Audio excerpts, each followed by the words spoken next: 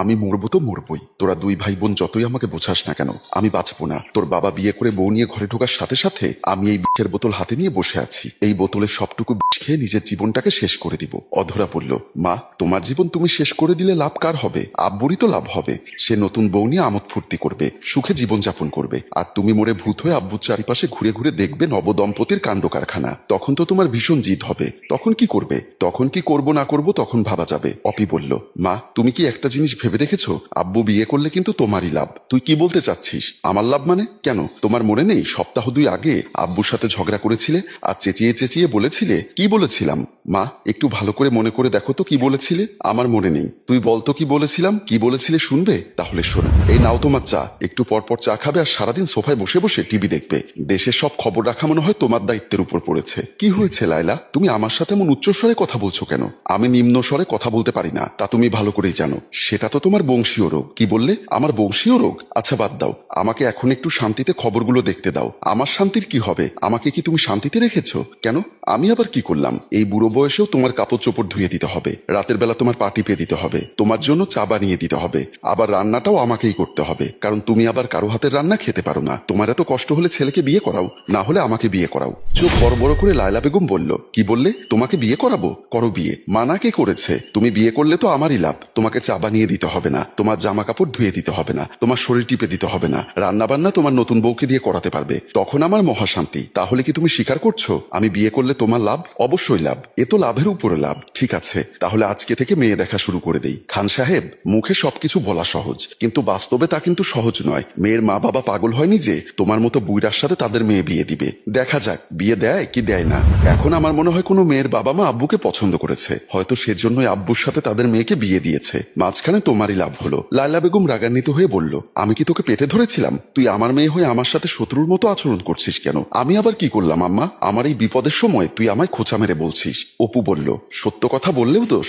শত্রুর মতো আচরণ প্রতিদিন তুমি আমাদের সাথে করতে। কি বললি? আমি তোদের সাথে শত্রুর মতো আচরণ করেছি?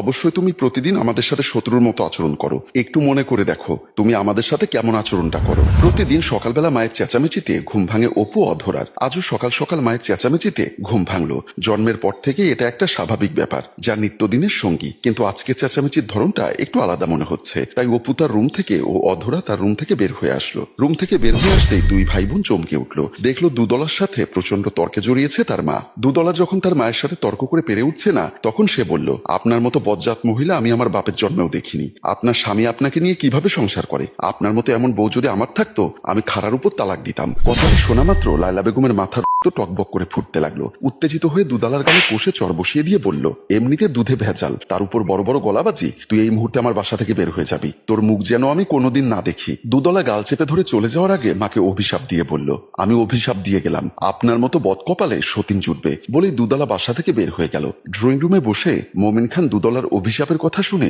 হাহা করে হেসে উঠল। লায়লা বেগমের মেজাজটা আরো বেশি গরম হয়ে গেল। হনহন করে ড্রয়িং রুমের ভেতরে ঢুকে পড়ল। অধরা ও অপু বুঝতে পারলো লঙ্কা কাণ্ড ঘটে যাবে, তাই তারাও দৌড়ে ড্রয়িং রুমের দিকে ছুটলো। ড্রয়িং রুমের ভেতরে প্রবেশ করেন লায়লা বেগম। উত্তেজিত হয়ে বলল, তোমার সমস্যা কি? তুমি এখানে বসে হাহা করে হাসছো কেন? বারে, আমি টিভি দেখেও হাসতে পারবো না? তুমি টিভিতে খবর দেখে হাসোনি, তাই আমাকে 9-6 বোঝাতে আসবে না। এমন সময় ভাই বোন দৌড়ে এসে পাশে দাঁড়িয়ে অপু বলল, মা আমার মনে হচ্ছে বাবা টিভি দেখেই হাসছিল। তোরা কি আমাকে বেকুব মনে করিস? খবরের মধ্যে কি কমেডি শো চলে? তোর বাবা দুদলার কথা শুনে এসেছে, মনে মনে খুশি হয়েছে দুদলা আমাকে অভিশাপ দিয়েছে বলে। তার মনের মধ্যে লাড্ডু ফুটছে। আমিও চাই দুদলার অভিশাপ সত্য হোক। তোর বাবার ক্ষমতা থাকলে একটা বিয়ে করে দেখাতে বল, আমার জন্য একটা সতীন নিয়ে আসতে বল। বলেই হনহন করে নিজের রুমের দিকে চলে গেল। অধরা পড়ল, এখন তুমি সাথে মরার জন্য প্রস্তুতি নিচ্ছ কেন? তুমি তো বাবাকে বিয়ে করতে বলেছিলে। আমি কি বলেছিলাম সেটা তোরা মনে রাখলি, কিন্তু তোদের যে মান সম্মান যাবে সেটা কি তোরা বুঝলি না? তোদের আমি পেটে ধরেছি, কিন্তু তোরা একটাও আমার মনের দুঃখ বুঝিস না। এমন সময় কলিং বেল বেজে উঠল। লায়লা বেগম চমকে উঠে দৌড়ে মেইন দরজার দিকে ছুটল। ভাই বোন দুজন মায়ের এমন তাড়াহুড়ো দেখে অবাক হয়ে চেয়ে রইল। মেইন দরজার সামনে এসে দরজা খুলতে মোমেন খান ও তার নববধূ ঘোমটা দিয়ে বাসার ভেতরে প্রবেশ করলো। লায়লা বেগমের মাথায় যেন বাজ পড়ল। অপু অধরা দৌড়ে এসে মায়ের পাশে এসে দাঁড়ালো। মোমেন খান মুচকি মুচকি হাসছে। লায়লা বেগম ছোট বাচ্চাদের মতো ভ্যা ভ্যা করে কান্না করতে করতে বলল, শেষ পর্যন্ত তুমি বিয়েটা করেই ফেললে। করলাম, তোমার লাভের জন্যই বিয়েটা করলাম। লায়লা বেগম কান্নারত অবস্থায় বলল, এই বদমেয়ে, তোমার বাবা মার কি আক্কেল জ্ঞান নেই? এরকম বুড়ো একটা লোকের সাথে তোমাকে বিয়ে দিয়ে দিল, আর তুমিই বা কেমন এই বুড়ো লোকটাকে বিয়ে করলে? এই কথা শুনে ঘোমটা সরিয়ে দাঁত বের করে হাহা করে হেসে উঠল প্রিয়া। প্রিয়াকে দেখে সবাই চমকে উঠল। প্রিয়া হাসতে হাসতে হাসতে বলল, আপু আমি কারো কথার ধার ধারি না, এমন একটা রসিক মানুষকে বিয়ে করতে পেরেছি সেজন্য নিজেকে সার্থক মনে করছি। লায়লা বেগম প্রিয়ার দিকে আঙ্গুল তুলে বলল, তুই আমার বোন হয়ে আমার স্বামীকে বিয়ে করলি? বলেই মাথা ঘুরে বেহুশ হয়ে ফ্লোরে পড়ে যাবে এমন সময় অপু তার মাকে ধরে ফেললো। সবাই আতঙ্কিত হয়ে উঠল। হাতে হাতে ধরে লায়লা বেগমকে ড্রয়িং রুমের ভেতরে নিয়ে গেল। সোফার উপর বসিয়ে চোখ মুখে পানির ছিটা দিতেই লায়লা বেগমের জ্ঞান ফিরল। আবারও ছোট বাচ্চাদের মতো কান্না শুরু করলো। প্রিয়া বলল, আপু তুমি ছোট বাচ্চাদের মতো ভ্যাভ্যা করে কান্না করছো কেন? তুই আমার আপন চাচাতো বোন হয়ে আমার স্বামীকে বিয়ে করেছিস, আমি কান্না না করে কি হাসবো? দুলাভাইয়ের মতো এমন একটা রোমান্টিক মানুষকে তুমি উঠতে বসতে শুধু একটা কথাই বলো, তুমি বিয়ে করো, বিয়ে করলেই আমার লাভ, তারপর আরো কত কথা বলো। এই রোমান্টিক মানুষটাকে তুমি নির্যাতন করো, ঝগড়া করো, চেঁচামেচি করো, কিন্তু তুমি কি জানো এই মানুষটা তোমাকে প্রচন্ড ভালোবাসে? আমি নিজের চোখে দেখেছি। তুমি অসুস্থ যখন ছিলে মেডিকেলের বেডে তোমার পাশে বসে তোমার মাথায় হাত বুলিয়ে দিয়েছে আর কান্না করেছে তোমার জন্য, নামাজ পড়ে দুহাত তুলে দোয়া করেছে।